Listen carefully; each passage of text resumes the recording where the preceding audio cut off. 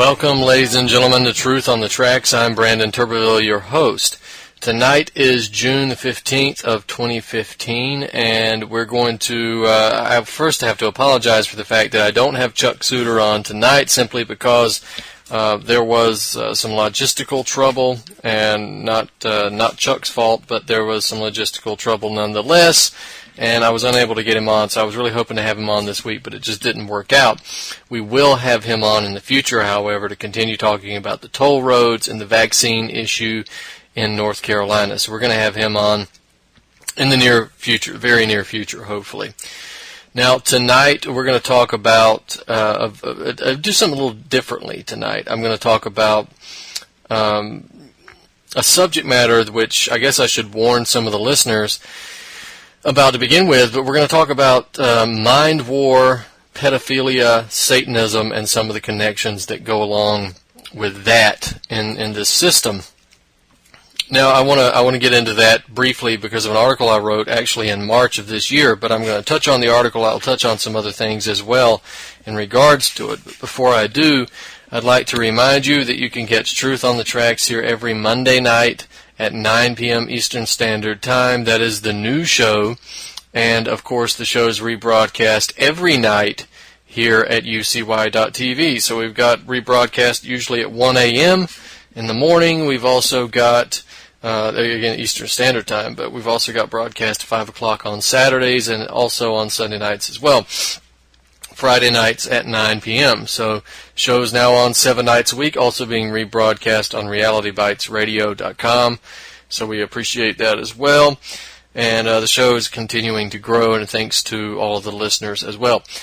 Now, if you're interested in my work, then I would encourage you to go to activistpost.com and follow the work there, as well as naturalblaze.com. But particularly, if you're interested in my work specifically, then please go to brandonturbeville.com. And that is the website where I repost all of my articles, all of the YouTube videos, all of the interviews, the archives of this show. All of that stuff will be located there, brandonturbeville.com. And of course, there will be a books tab, and there will be a link for events and that sort of thing on the website. You can buy the books there. Just click on the books tab, and it'll take you to the bookstore. So now this article that I wrote in March, it was called "A Half-Cocked Coup Against Obama, Mind War, Pedophilia, and Satanism," and it's got a lot of stuff in there, and we'll cover some of that stuff this evening. But I want to mention some of the stuff because I think it's something important that people will really need to pay attention to. Now, the U.S. culturally is increasingly becoming a toss-up between being this land of inertia and unimaginable apathy on one hand, but on the other hand, it's a powder keg of hatred and radicalization and violence and virtual civil war. So it's a bizarre cultural crossroads that we find ourselves in, but every bit of that, the inertia and the radicalization, is created and initiated by this oligarchy that we have, this corporate banking structure, the government, all of this stuff, this controlled media as well. So it's no wonder that the news coming from the United States becomes more and more peculiar and bizarre with each passing day, and some of you in other countries will notice that from the outside looking in, that we just really have, you guys may have no right to throw stones, but you can look from the outside into the United States and you can recognize that the U.S. has really become crazy town, essentially. Now, an example of that, I'll go back all the way to January of 2014, where we had a retired U.S. Army general stating that he would be willing to lead a coup against Obama with a contingency of around 250,000 Marines. And when he said this, at one time, this would have drawn all kinds of attention in his direction. This would have been cause for concern, but when he said this in 2014, no one barely batted an eye. So, to be fair, the date now is over a year when General Vallely made his speech, and there's been no coup that's taken place. So, with American politics now so volatile, and with conservatives so hate-filled against anything that doesn't represent, the scorched earth policy of warfare and austerity and greed they've come to know and love, We've also got liberals radicalized to the point that no law is too oppressive to enforce politically correct newspeak, the concept of the collective or humanitarian bombing. And then you've got the vast majority of the public who just stare lifelessly into their television screen with whatever free time they may have. You would think that Vallely's comments, though, would have drawn more ire from the left or even more support from the right, considering the situation that we find ourselves in. But with the exception of a few media outlets that were really designed to stir up and, quote-unquote, inform the left with all this rhetoric and over-dramatization, very little was actually reported about Vallely's statements. Now, for those of you who may not have been among the lucky few to catch the scant media coverage of the statements, we had Paul Vallely telling a Tea Party group, and this is what he says. This is a direct quote. "I had a call this afternoon from Idaho," the gentleman said. "If I give you 250,000 Marines to go to Washington, will you lead them?" I said, "Yes, I will. I'll surround the White House and I'll surround the Capitol building, but it's going to take a physical presence to do things." And so essentially he was alleging or referring to a number of veterans and veterans-based organizations as the source of these 200,000 or so Marines, because I don't think that there are actually 200,000 active duty Marines, but so obviously he means veterans or veterans-based organizations.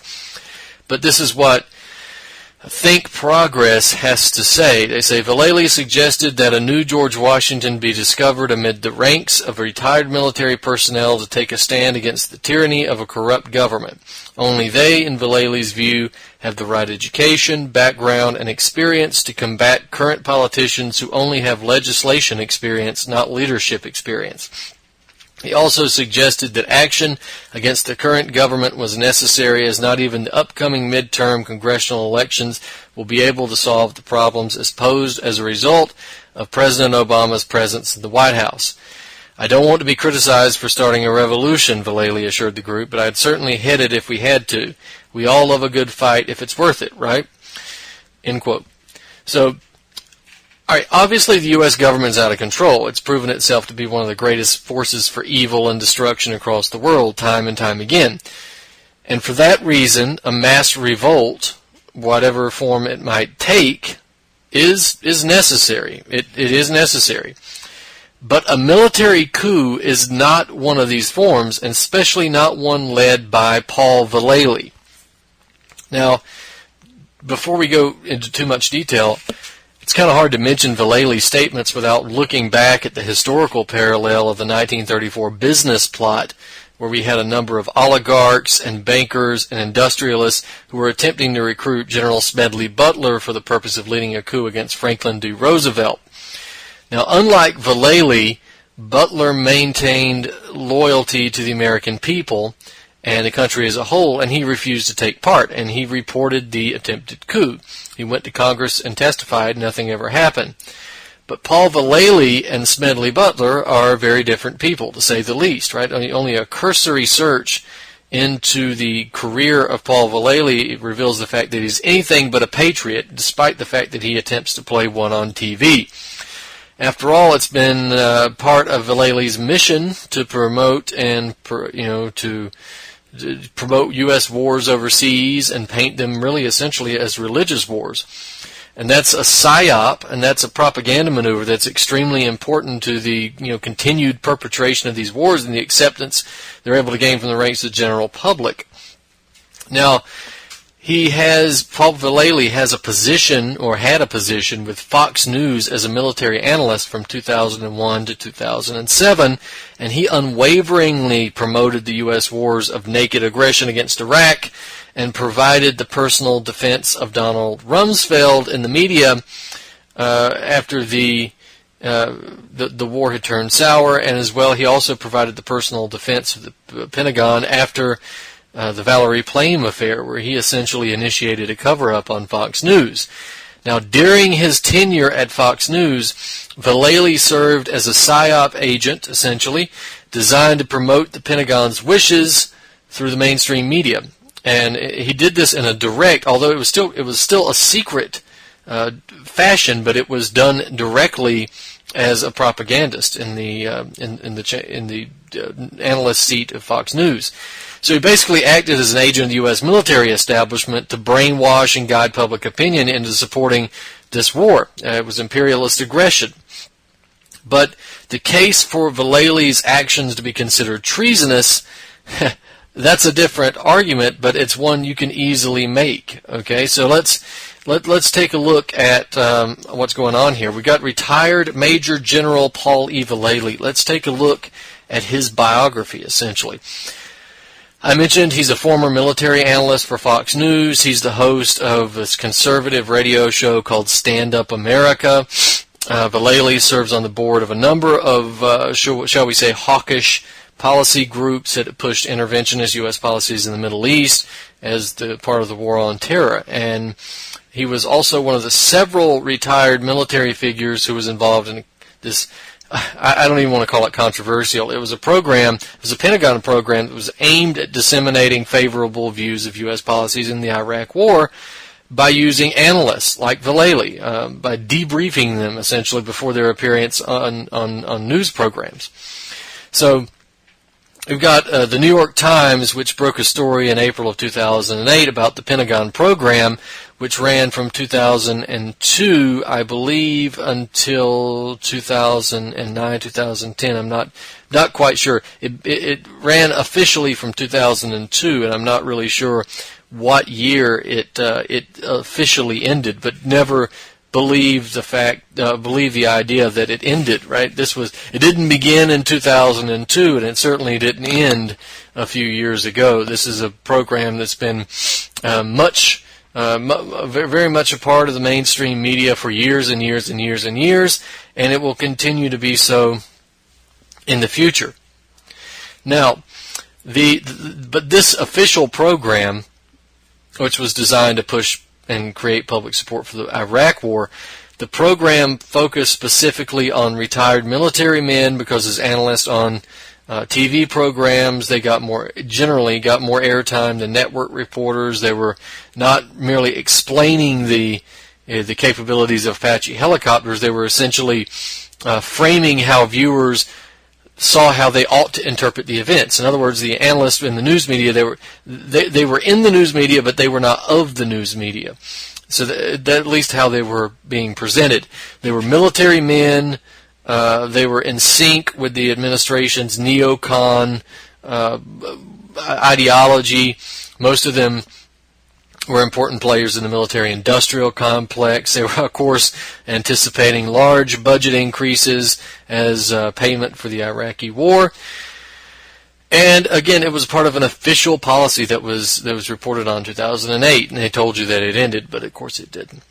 When the U.S. occupation of Iraq began really deteriorating, when the Iraqis were really standing up to the Americans in, I would say, mid-2003, the counterinsurgency was, well, it was an insurgency. It was a fight for freedom on the part of the Iraqis. But then we had the U.S. military having to employ these counterinsurgency strategies in 2003. We had Vallely and a number of other analysts in the Pentagon program. They were flown to Iraq to quote, get a look at the real situation on the ground. All right, and then we would have them coming back, and Vallely would tell the New York Times, and he would tell Fox News, and he would say, I was there personally, and I saw things were going okay, right? Later on, he told the New York Times that he was there and he saw things were going south.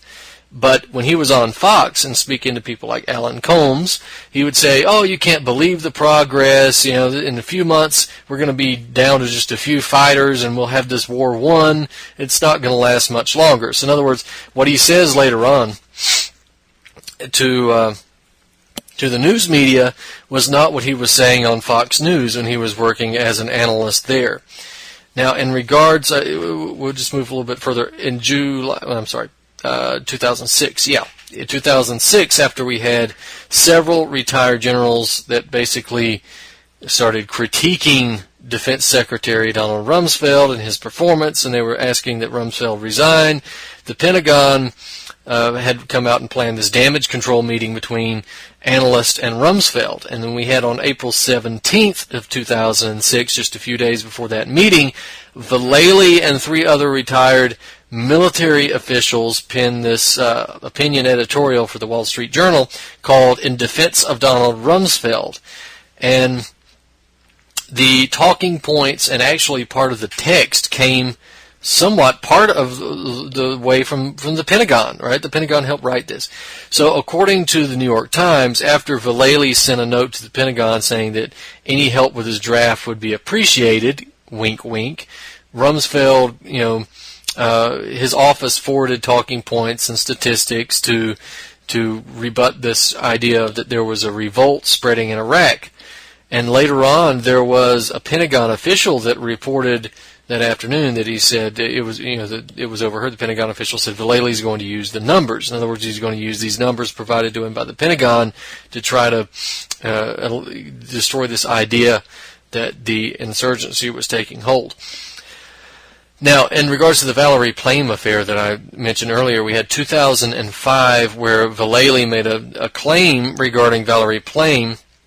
Remember, Valerie Plame was the CIA operative, and her identity was revealed. Her husband was Ambassador Joseph Wilson, and Wilson was the ambassador who refused to go along with the idea that Saddam was buying yellow cake uranium from Niger and all that kind of stuff, all that garbage. It was obviously a proven lie, but as punishment for not going along with the lie, Joe Wilson's wife's name was revealed to the public, and she was a CIA operative, so that put her life in danger. So that happened in 2005. Well, that happened somewhat earlier than that, but in 2005 it was Vallely that came out and said that he had been in the green room at Fox News Studios in 2002, and he was speaking with Ambassador Joseph Wilson, and that Wilson, long before Plame's identity was leaked to reporters in 2003, that Wilson revealed her identity to Vallely. In other words, he's coming out and saying, well, Dick Cheney and the other individuals in the news media that were working with Cheney, they weren't really guilty of a crime because they didn't disclose any information that wasn't disclosed already, and I'm the witness of this. The information was disclosed to me. Now, Vallely and his friends tend to use this, they tend to discredit this type of information when it implicates them in other areas, but we'll get into that in a minute.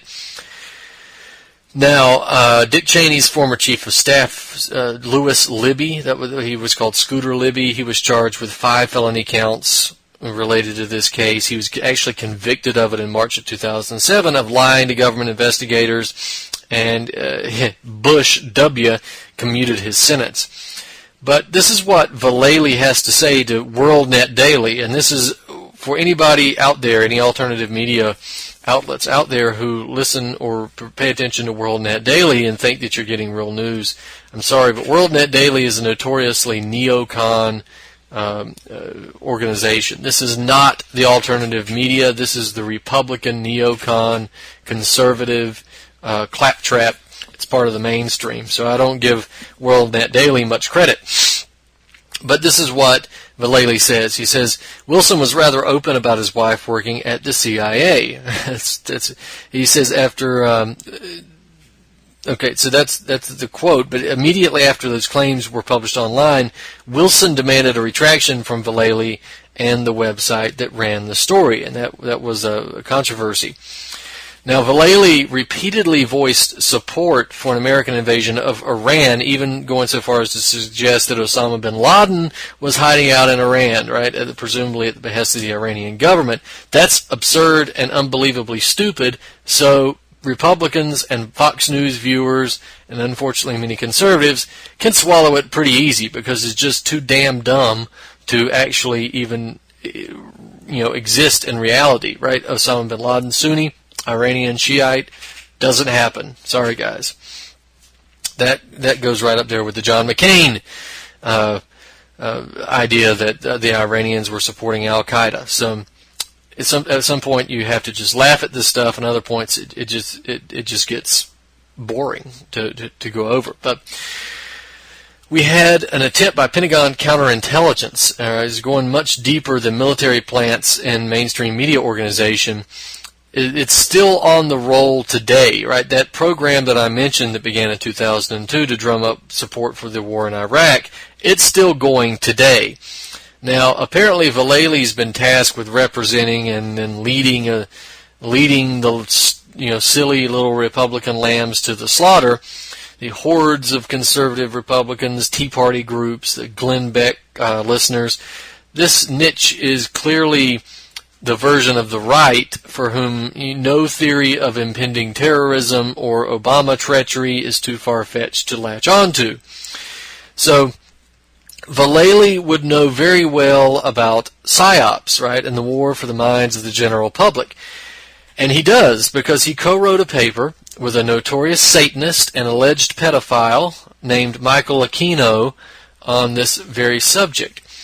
Now, the paper is entitled From PSYOP to Mind War, The Psychology of Victory. And I linked to that in my article. It argues for the application of psychological operations, or PSYOPs, and psychotronics at the national level, both in the target country in warfare and, importantly, at home as well. So let me read to you part of this paper, and at some point in the future, I'm going to go into more detail on this paper. But it says, psychotronic research is in its infancy, but the U.S. Army already possesses an operational weapon system designed to do what Lieutenant Colonel Alexander would like ESP to do, except that this weapon system uses existing communications media. It seeks to map the minds of neutral and enemy individuals and then to change them in accordance with the U.S. national interests. It does this on a wide scale, embracing military units, regions, nations, and blocks. In its present form, it is called psychological operations, or PSYOP. The first thing it is necessary to overcome is a view of PSYOP that limits it to routine, predictable, over-obvious, and hits marginally effective leaflet and loudspeaker applications. Battlefield devices of this sort have their place, but it should be that of an accessory to the main effort. The main effort cannot begin at the company or division level. It must originate at the national level, end quote. So, although this paper and the strategies that you have in the paper were supposed to be directed at military targets overseas, the doctrine that is that's in this paper has been and clearly continues to be used against the U.S. domestic population. And that's something that Aquino later admitted in the introduction, although he claims in radio interviews that that this is not supposed to be used at home, and that this is actually to stop war. And this is, of course, taking after the devil that he so admires, right? Speaking with forked tongues and telling an obvious lie. So this is what he wrote in the introduction. This is what Lieutenant Colonel Michael Aquino has to say. While in the 1980s I had no reason to think that this paper had any official effect upon U.S. PSYOP doctrine within or beyond the Army, it was with some fascination that I saw specific of its prescriptions applied during the first Gulf War, and recently, even more obviously, during the 2003 invasion of Iraq. In both instances, extreme PSYOP was directed both against the object of attack and upon U.S. domestic public perception and opinion. 2003, to the extent of embedding journalists with military units to inevitably channel their perspectives and perceptions. So, go back to the section of the original paper, and this is what it says. To this end, mind war must be strategic in emphasis, with tactical applications playing a reinforcing supplementary role. In its strategic context, mind war must reach out to friends, enemies, and neutrals alike across the globe, neither through primitive battlefield leaflets and loudspeakers of PSYOP, nor through the weak, imprecise, and narrow effort of psychotronics, but through the media possessed by the United States, which have the capabilities to reach virtually all people on the face of the earth. These media are, of course, the electronic media, television and radio. State-of-the-art developments in satellite communication, video recording techniques, and laser and optical transmission of broadcast make possible a penetration of the minds of the world such as would never have been conceivable, the world such as would have been inconceivable just a few years ago. Like the sword Excalibur, we have but to reach out and seize this tool, and it can transform the world for us if we have the courage and the integrity to enhance civilization with it. If we do not accept Excalibur, then we relinquish our ability to inspire foreign cultures with our morality. If they then desire moralities unsatisfactory to us, we have no choice but to fight them on a more brutish level." End quote.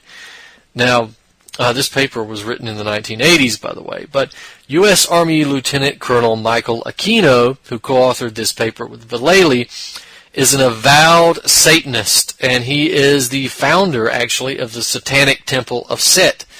Aquino was implicated personally in the abduction and ritual sexual abuse of children nationwide through pedophilia rings connected to the highest levels of American society, including the U.S. military.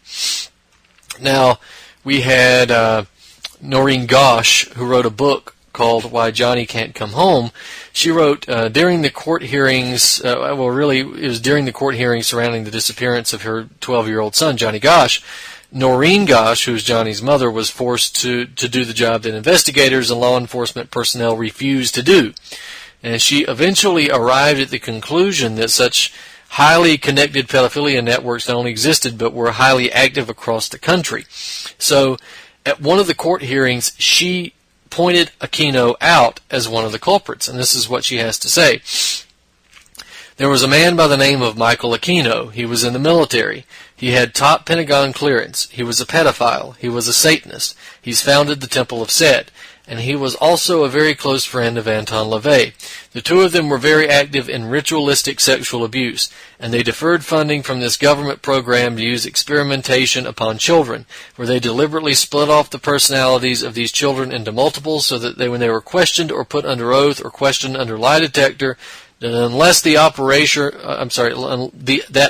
operator knows how to question a multiple personality disorder, they turn up with no evidence. They use these kids to sexually compromise politicians or anyone else they wish to control, or anyone else they wish to have control of. They were taken to be used by professional pedophiles. People that have the money to buy what they want take the kids wherever they want, and by splitting the children's personalities, they could then train each one of the personalities to do a different function, and the rest of the personalities within that host personality would not be aware of it or remember it. It is with individuals. That's the end of the quote. So I'm gonna go on something else. But that book by Noreen Gosh is entitled "Why Johnny Can't Come Home: Kidnapped While Delivering Newspapers, Forced into Pornography, Prostitution, Mind Control, Espionage." But "Why Johnny Can't Come Home" is the main title of the book, and it's written by Noreen M. Gosh. And you can find the book on Amazon actually, but it cost an unreasonable amount of money. You're going to have to pay like $160. But if you could find the book and get a copy of it, you'd be surprised by what you find and how deep this rabbit hole goes. But people like Aquino and Vallely, basically, Aquino and Vallely, again, I want to draw this parallel. You've got Vallely claiming to want to lead this coup against Obama, but he's close friends with people like Aquino, right? And these are the people who are responsible for theorizing and furthering a concept called mind war, and implementing mind war operations to be aimed at the American people, as well as targets overseas.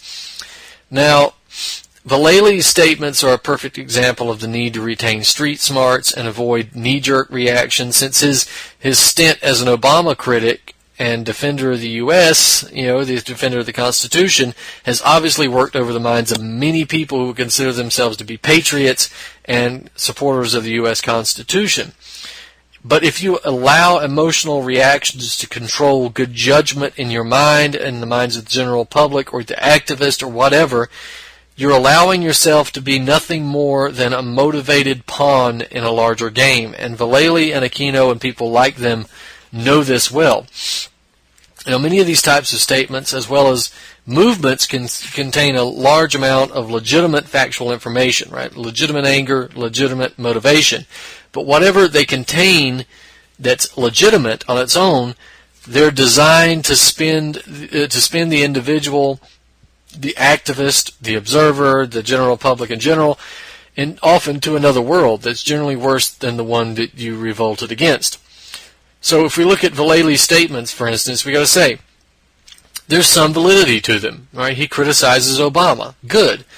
He says that something has to be done that controls the powers that be. All right. Well, he doesn't mention that he's part of the powers that be, and he only mentions that the powers that be are government-based. Well, okay, something has to be done about the powers that be. Okay. He states that Americans may have to make hard choices in order to make this revolution possible, even to the point of a revolution becoming physical and violent. Well, okay. But what's his goal, right? Is it the creation of a system of government that finally works for the American people and not against them? Will that government be one that tames Wall Street and finance capital? Will it be one that breaks the secrecy of any number of secret societies that control the halls of government and the halls of Wall Street? Will it be one that ends foreign wars? No, of course not. None of those things.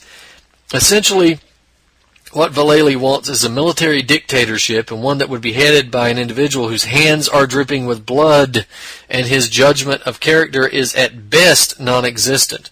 So Vallely is an individual that has connections to some of the most treasonous elements of American society, warmongers, culture creators, mind controllers, Satanists, possible pedophiles as well. You want to trust this guy, conservatives? You want to trust this guy, Republicans? Now, people who are taken in by Vallely's rhetoric, they may actually believe they found their conservative hero who's going to finally bring their country back, but that's the rhetoric, that's the effect of mind war. That's the effect of the theory and ideology that they put out in their document. Now, if Smedley Butler had agreed to the business plot, he would have undoubtedly received a substantial amount of support from a lot of Americans. He was one of the highest decorated military officers in the U.S. at the time, in the U.S. military at the time, but he didn't, because he could recognize a con and because Butler had principles. The American people need to immediately be able to do the same thing. They need to be able to recognize a con and recognize when they're being played as emotional tools. Now, it's not likely to be known how serious Vallely was regarding this willingness to become the leader of a coup in 2014. It's been over a year since that statement, and there's been no coup, but we have to, there's going to be a situation in the future in which activists and the general public at large are going to have to be forced to make a choice to act as cannon fodder for a revolution with vague goals or catchy slogans and colorful banners, being led with leaders with, should we say, shadowy and questionable backgrounds, to say the least. And we got to hope that the American people will make the right choice. They generally haven't in the past, unfortunately. But now back for a second to Aquino. Let's talk a little bit about Aquino. There's another good book called The Franklin Cover-Up, Child Abuse, Satanism, and Murder in Nebraska by John W. DeCamp. And I would highly recommend this book. It's a very easy read, very interesting read, very revealing read as well.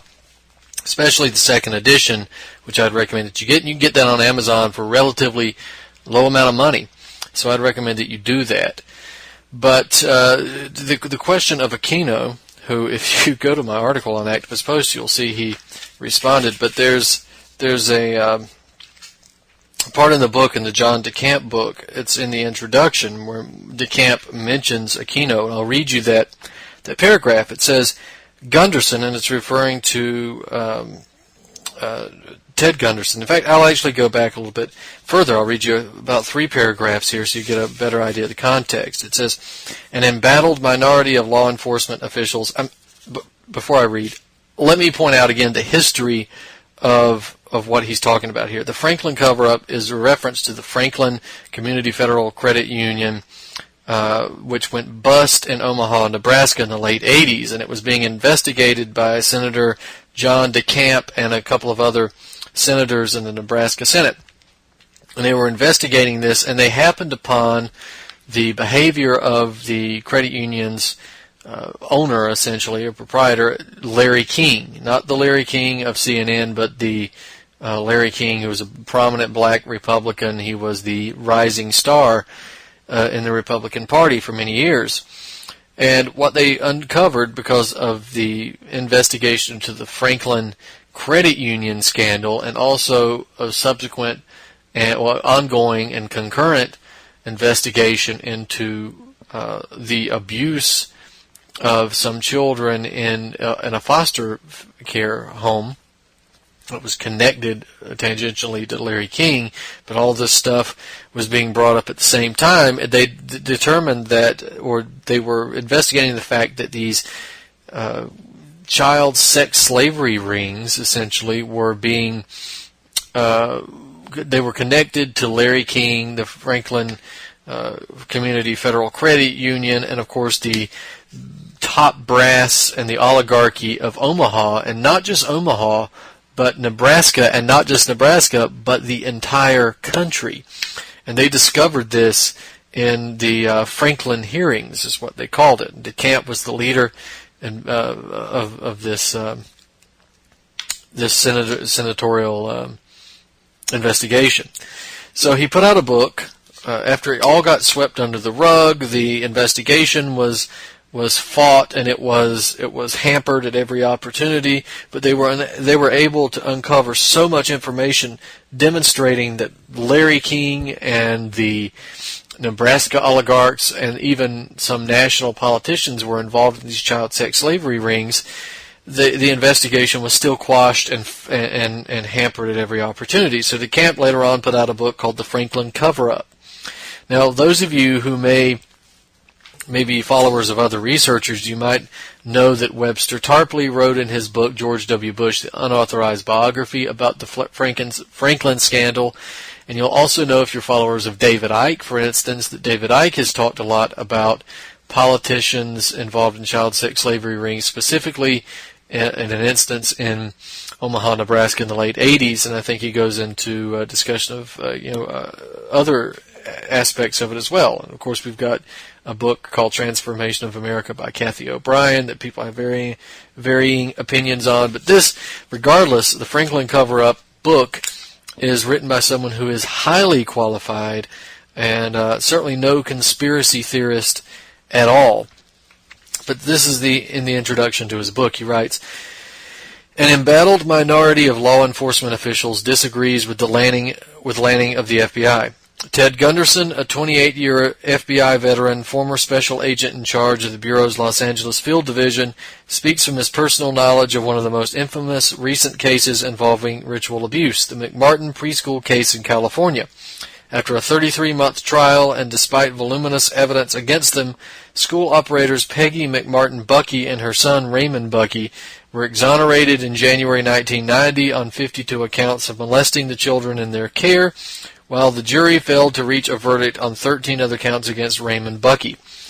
In a May 25, 1990 interview with Executive Intelligence Review, Gunderson said, quote, "In the McMartin case, for example, before any criminal charges were filed against anyone, 460 complaints were filed with the Manhattan Beach Police. Are we to believe that 460 families fed their children the same story of ritualistic sexual abuse, animal sacrifices, etc.?" End quote. He stressed that the crimes were reported in an affluent suburban area where residents are typically skeptical about organized child abuse or satanic conspiracies. Gunderson commented on the effect of Lanning's disclaimers, quote, "In my opinion, other than Satanists active in the United States in the 20th century, Aleister Crowley, Anton LaVey, and Michael Aquino, Ken Lanning is probably the most effective and foremost speaker for the satanic movement in this country today or any time in the past." So there's a mention of Aquino there, but we'll go into some other stuff here. This is the Franklin Cover-Up book by John DeCamp. "The use of mind-altering drugs, sensory deprivation, and other brainwashing techniques on U.S. citizens as subjects was the admitted practice of the CIA. Certain military arms and private institutions joined in the MK-Ultra, Artichoke, and Bluebird projects beginning in the early 1950s. A national security pretext often cited was the need to keep up with the Soviets in the race to develop a workable Manchurian candidate human robot. With the Monarch, or whatever official title may be attached to it, project, the idea is extended to the production of a horde of children in whom the soul is crushed, who would spy, whore, kill, and commit suicide. The material presented here on this subject must be understood to be only a bare introduction to a complex story with immense political and strategic ramifications. It is a beginning. Professionals probing the child victims of Monarch say there are clearly two responsible elements at work: the government and military, and cooperating satanic, or more exactly pagan cults. These are multi-generation groups where parents donate their own children, who are proudly called bloodline or simply blood cultists, to be smashed with drugs and electric shock and shaped. Other children are kidnapped and sold into this hell, or are brought into gradually through day care situations. Paul Bonacci and other child victims have given evidence in great depth on the central role of Lieutenant Colonel Michael Aquino in this depravity. Aquino, alleged to have recently retired from an active military role, was long the leader of an Army psychological warfare section, which drew on his expertise and personal practices in brainwashing, Satanism, Nazism, homosexual pedophilia, and murder. A former director of the CIA was asked directly, "What about Monarch?" He replied angrily and ambiguously, "We stopped that between the late 1960s and the early 1970s. If a statement of fact, this would presumably relate to official participation of the CIA." Now, still in the Decant book, there's a section called Some Codes and Assignments. I'll read part of this to you. The disclosures of Paul Bonacci, which cohere with reports of MPD professionals and other cases, point to a particular artificially induced mental structure as common to many victimized children. Space permits only the briefest treatment of this here. This is intended mainly to begin to blow the circuits, so to speak, when followed up by professional therapists and investigators. These are some of the widely occurring separate persons which have been formed under torture and the corresponding triggers. General personality, accessible under the codename Alpha, with possible Alpha 0-001, Alpha-009, etc. Persons with distinct task orientations. Sex programs, accessible through codename Beta. Particular programs and thus commands are for pornography, acting, oral sex, etc. Assassination programs utilizing very specific modes and espionage, accessible through the code Delta. Omega, self-destruction programs ranging from self-mutilation to suicide by many different specific possible acts. Gamma, system deception, amnesia, and disinformation programs. Under this or other codes are track covering false origins for the structure, giving the child memories of tormentors dressed as space aliens or Mickey Mouse, or in a Wizard of Oz costume. There are said to be other such personality levels as Master Programmer, Black Master, and different mental levels of backup programs. There are reported to be personnel who have large numbers of child victims, assignments, and triggers neatly filed in their little computers. Paul Bonacci reports the following Monarch-related activities, often involving his commander at Offutt Air Force Base, Bill Plemons, and Lieutenant Colonel Michael Aquino. Picking up cash in exchange for drugs at various Tennessee locations. Bonacci identifies several country music personalities as contacts. Trips on behalf of the North American Man-Boy Love Association, NAMBLA, the pedophile group now given semi-official status by the United Nations, of course. Paul cites travel to the Netherlands and Germany carrying child pornography for subsequent import to the USA to avoid prosecution. In Amsterdam, he names Charles Hester and British Tommy Carter, who had on computer a global list of child pornography users. NAMBLA is also cited for organizing auctions of children. Travel to Hawaii, New York, Washington in connection with Craig Spence to compromise public figures by performing homosexual pedophile sex with them. The trip to California, where the boy was ritually murdered, accompanied by Monarch contact Mark Johnson of Denver, Colorado. Travel to Mexico for the transportation of drugs, guns, and children. Paul was accompanied by the gangster figure Emilio, who otherwise directed the kidnapping of Johnny Gosch of Des Moines, Iowa. Johnny Gosch's parents commend Paul Bonacci as an accurate witness relative to that crime. Training under Captain Foster, survival skills at Fort Riley, Kansas, under Lieutenant Dave Bannister, intelligence, Fort Bragg, North Carolina, under Colonel Harris Livick at Fort Defiance, Virginia, who is said to run a military school and to have housed Monarch boys. Colonel Bill Risher of Bamberg, South Carolina, is said to have supplied children from Michael Aquino. Traveled to Dresden and Communist East Germany, where weapons were inspected. There and in the Federal Republic of Germany, the Monarch personnel were frequently neo-Nazis. This milieu is a special project of Lieutenant Colonel Aquino, who was a Western European advisor to the U.S. Chiefs of Staff. Paul Bonacci has extensive experience in the Aryan Nation and other white supremacist cults. So, if you're unfamiliar who Paul Bonacci was a victim of ritual Satanist child sexual abuse. He told his story in the 80s during the Franklin investigation, and he told what had happened to him. He named names. Paul Bonacci was, a lot of people discredited him because in the later years he became, he was arrested for a number of terrible things. Well, not terrible things, but they were misconduct, I guess we should say. So they tried to discredit him as a witness, but Paul Bonacci's behavior would have been in later life would have been, in concert with the trauma that he experienced as a child. This is the type of things that carry through from one generation to another. Bonacci, he not only pointed out a number of people who were involved in child sex slavery and child trafficking and that sort of thing. He did so with an alarming accuracy. He was able to pinpoint things that no other person would have ever been able to know had they not been where he said he was. So nothing about him says that he was not a legitimate witness or not an honest witness. Of course he was. All evidence points to the fact that he was. In fact, to kind of corroborate Bonacci even more, he had a split personality, and one personality would only write backwards. So he would write backwards, and you would have to hold the letter up to the mirror, and you can read it. And there's a picture of that in the Franklin cover-up book by John DeCamp. Now, more on Aquino, though, since we were talking about him, we can flip to Noreen Gosch's book, Why Johnny Can't Come Home. And it's kind of tangential, but we'll go through it in the time that we have. Lanning writes, what is ritualistic crime? Lanning smoothly explains, ritual can refer to a prescribed religious ceremony, but in its broader meaning refers to any customarily repeated act or series of acts. The need to repeat these acts can be cultural, sexual, or psychological as well as spiritual. Cultural rituals would include such things as what a family eats on Thanksgiving Day.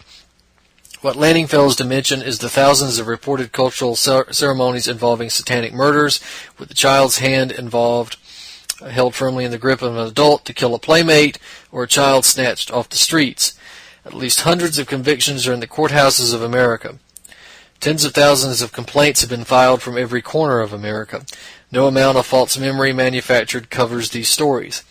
Charles Higgin's two books, Trading with the Enemy and America Swastika, shows how the Nazis worked in America before, during, and after World War II.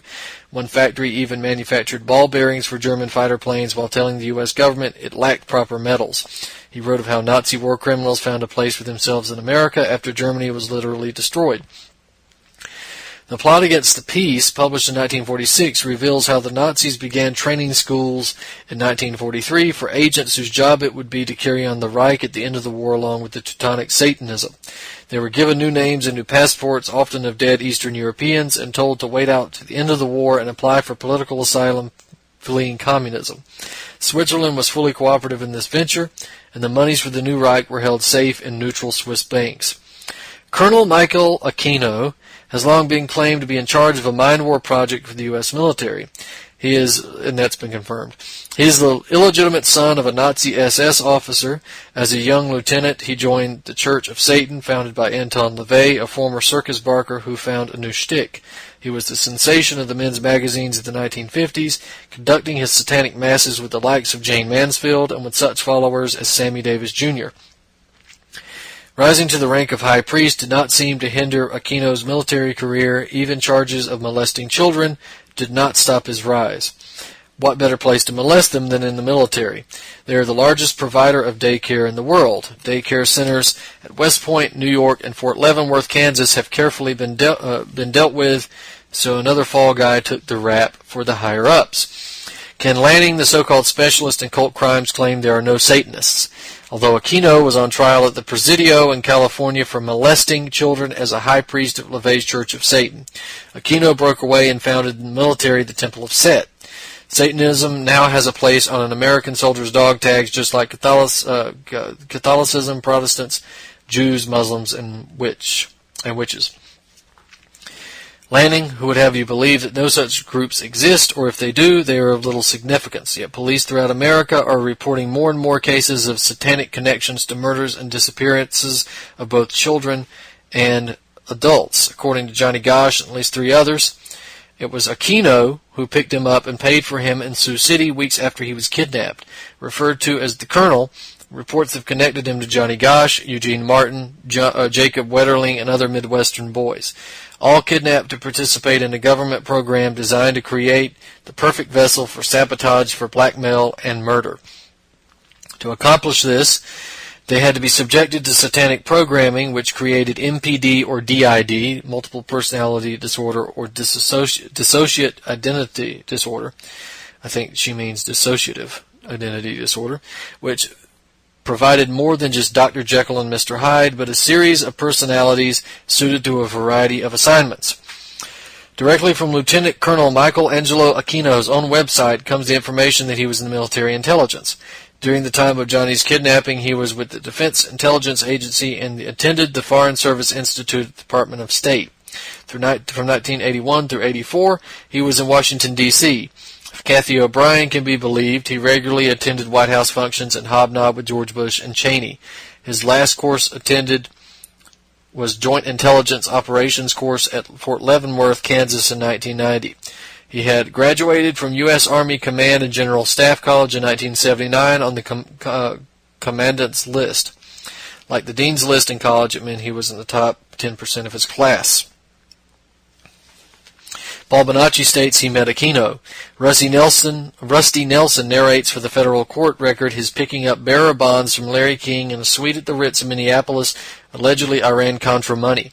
John Gosch identifies him as the man who picked him up and paid for him 2 weeks after he was kidnapped.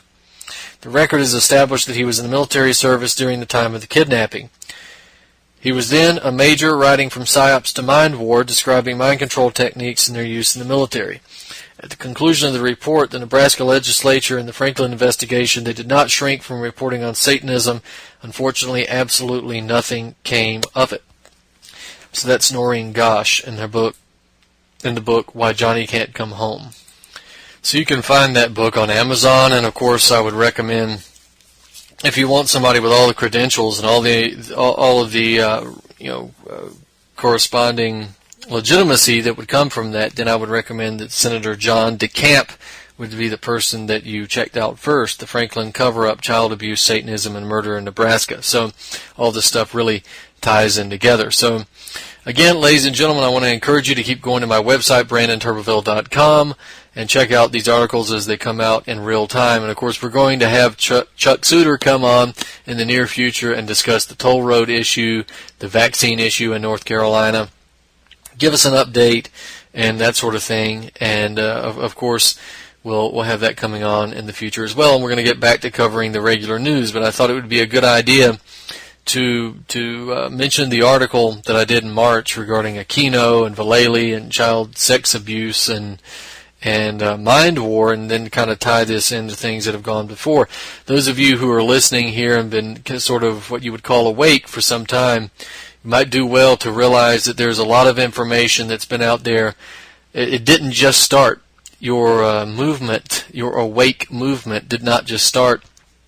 And there's a lot of history out there, out in the world as well, and you can find a lot of these books that had good information, but because of the lack of the ability to disseminate that information, it was never understood, and it was never passed on a massive scale. So you should try to nab up some of these books if you can, and if you have the opportunity. So, ladies and gentlemen, tonight has been the June 15th version of Truth on the Tracks. It's been the show, Truth on the Tracks. I'm Brandon Turbeville.